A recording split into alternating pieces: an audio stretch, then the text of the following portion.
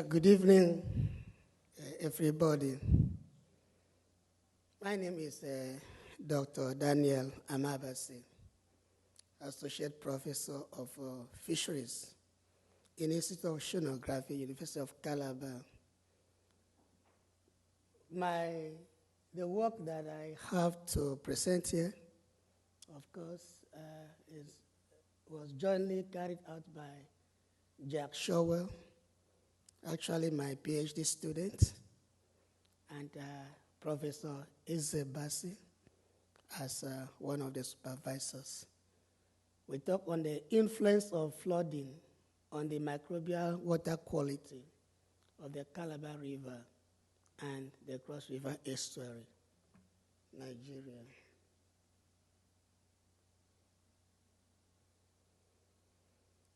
We already know that rivers and estuaries have always been the focus of human settlement and recreation. For Calabar River and the Cross River Estuary, there are a lot of human activities which include recreation, transportation, boating, and of course, port development. And the catchment area also supports housing, agriculture, and forestry. Obviously, these activities constitute sources of pollution,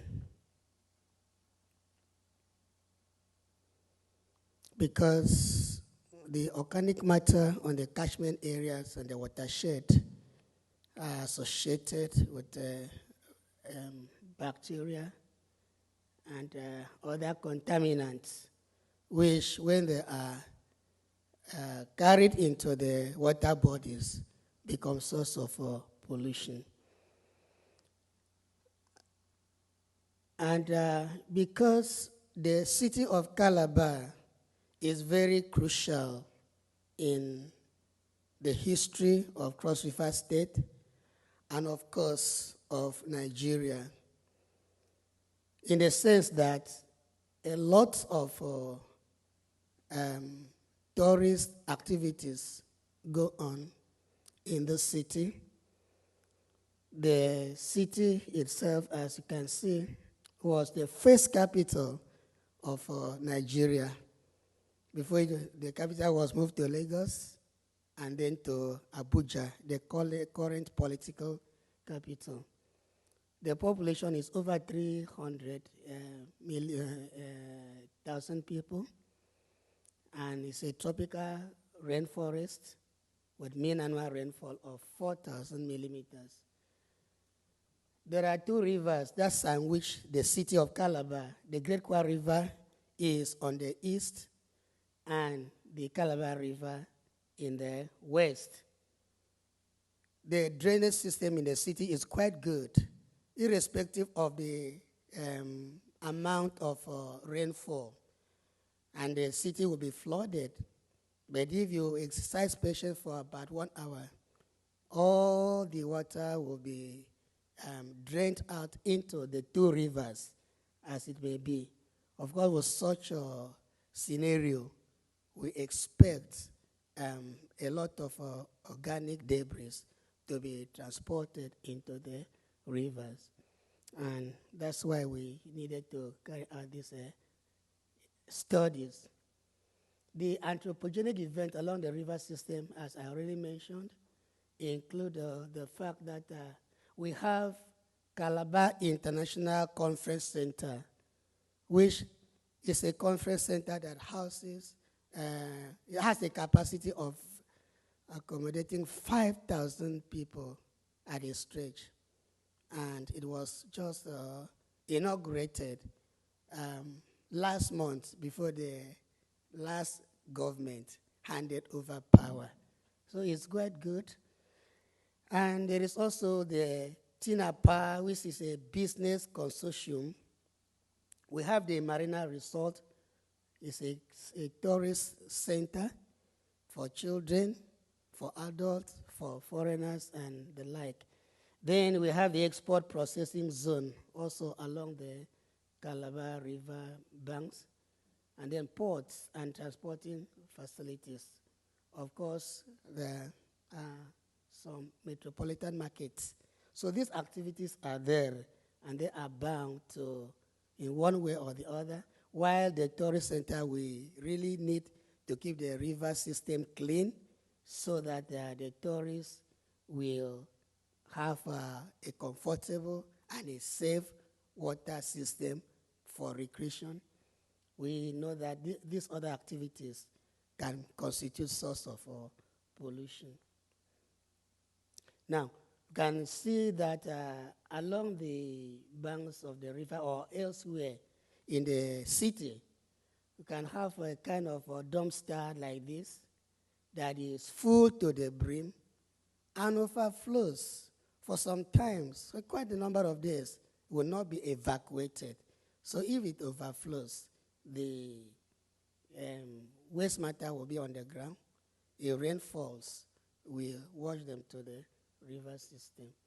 That is an abattoir at the beach beside the Calabar River, a slaughterhouse, and you can imagine the polluted matter that will be washed after the slaughtering of animals, the washing of the entrails, and the evacuation of the viscera. You can see that is a gutter filled with some waste matter all over. The camera, the picture was taken vertically, so the gutter is now there. That is the Cross River Estuary. That's Africa. And you have Nigeria there. And at the end, almost at the border between Nigeria and Cameroon, you have the Cross River Estuary. Now, this is where you have the city of Calabar. You have the Great Kwa River here in the east, and then the Calabar River in the west, all empties into the Cross River Estuary. It is, we are interested in the Cross River Estuary because it is the largest estuary in the Gulf of Guinea and is rich in fisheries resources and other biodiversity. So the economy of the,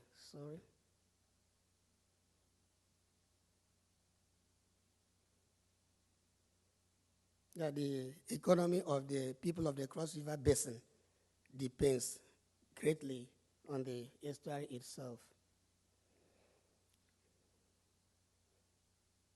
So we decided to carry out studies along the Calabar River's aspect and then descend to the estuary. About 3 stations were taken from the Calabar River side and then 2 near down the estuary.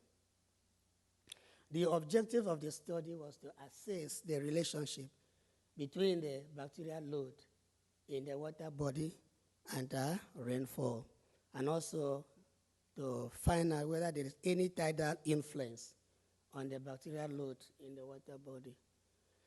Sampling was carried out fortnightly for 12 months. The sampling depth was 15 centimeters to 30 centimeters below the water surface. And we also did a sediment study, even though I didn't pay much attention to that. So the sampling also spanned the dry and wet seasons in order to observe seasonal trends. And we conducted sampling during ebb tide and flood tide to observe tidal influence on the quality of the water. The water and sediment samples were immediately transported in an ice box to the laboratory where they were processed. So a total of 240 water samples were collected. 144 water samples were collected near shore, while 96 were collected at the estuary section of the river. Rainfall data were obtained from the meteorological department of the university. Then serial dilutions of water and sediment were made using sterile water, and dilutions to the third power of 10 and 4 and were used to prepare poor plates using nutrient agar. The plates were labeled and incubated for 48 hours at a temperature of 30 degrees Celsius. Colonies on the plates, that is bacterial colonies on the plates, were then enumerated, and subcultures of the different colonies types were made on fresh nutrient agar plates and incubated for 48 hours at a temperature of 30 degrees. Though the cultures were then microscopically examined, taking into consideration their shape, age, size, and pigmentation of discrete colonies formed, and pure strains of the bacteria obtained were used for subsequent characterization to genus level using the scheme of Oliver, 1982, and Buchan and Gibbons, 1974.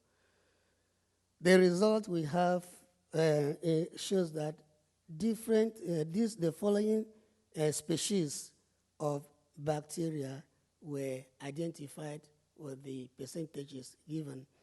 While we identified Micrococcus and Aeromonas being indigenous to the river and estuary, the other ones came from the terrestrial environment, and so it was just introduction by surface runoff.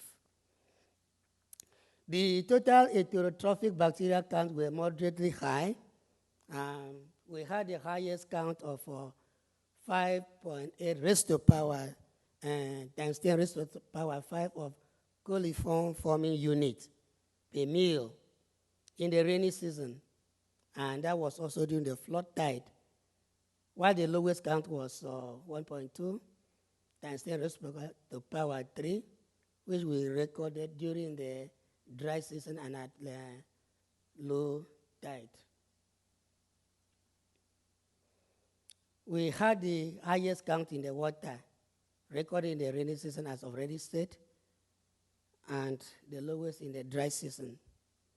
I tried to establish a correlation between the bacterial population, this side, and the mean monthly rainfall, and it was a positive correlation. So bacterial load against monthly rainfall, showing that the higher the rainfall, the higher the bacterial load. And for the relationship with the tidal regime, we discovered that the monthly bacterial load shows that at flood tide, which is the blue histogram, it will be higher than when it is the ebb tide, and so on, until we got to this rainy season period. This is May, June, July. You can see the difference. So from this, for me, two major things stand out. Because with the increase in bacterial load in the water as per rainfall, and then during a flood tide, shows that number one, the banks of the river system are plagued with the organic waste. And one source of this organic waste we quickly observed was human fecal matter, and then other domestic waste.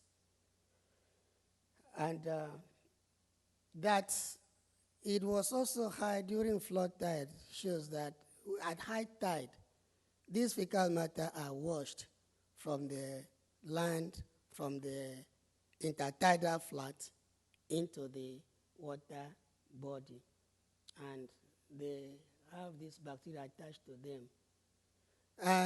In one of the findings, we discovered that some of these bacteria actually are pathogens with the capacity to cause waterborne diseases.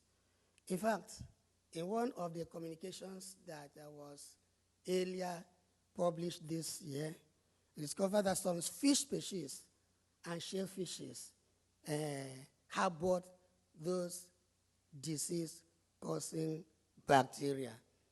And for me, it's a source of concern for two reasons. If there are pathogens in the water and tourists go bathing or boating, there is the danger that they can contract waterborne diseases. Or if the fishes and the shellfishes or fishery product are not properly handled during cooking or processing, there is the possibility also contracting these waterborne diseases from the food organisms. And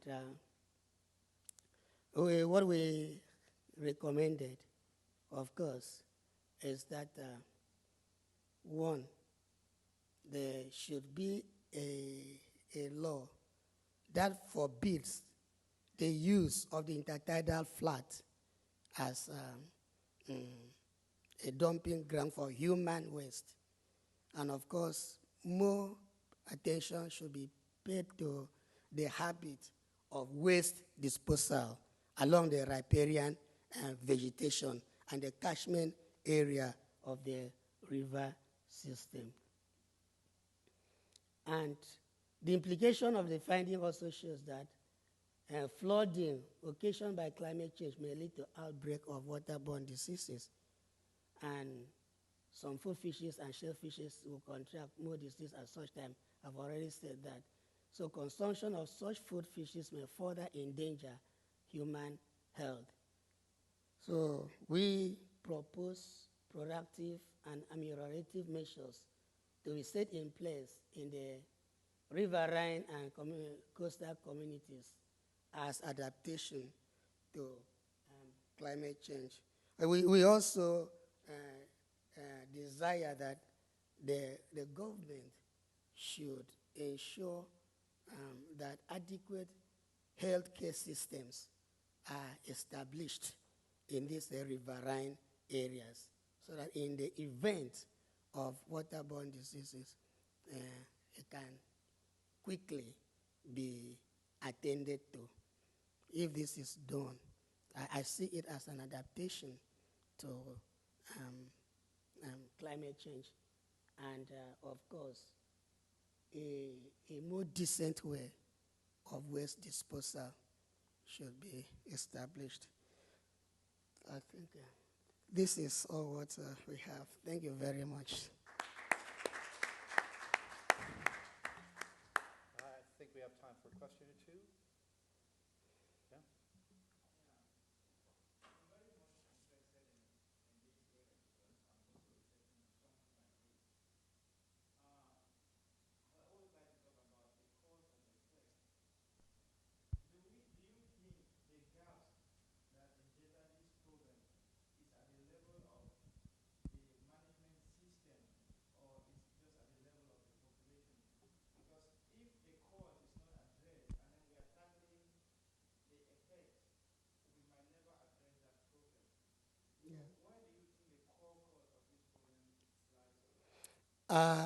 For me, I believe that it is in the management system, because everywhere you have the issue of population, and I believe that each government should be able to address the problem that emanates from its population. But in a situation whereas you know that there is a high density in the population, and there is no adequate waste disposal system put in place. So it is a management problem. And that's why we are talking about adequate system for the evacuation of our waste product. And I believe that, like we identified human waste disposal on the river, I mean, it looks so indecent. During the low tide, the intertidal flat becomes a toilet for the population. If a toilet system is being built for the riverine community, I don't think they will use the intertidal flat for waste disposal. So it's an issue of management. Very good. I think we're going to have to need to move on. Thank you very much. Yeah. This is for you, sir. Okay, thank you.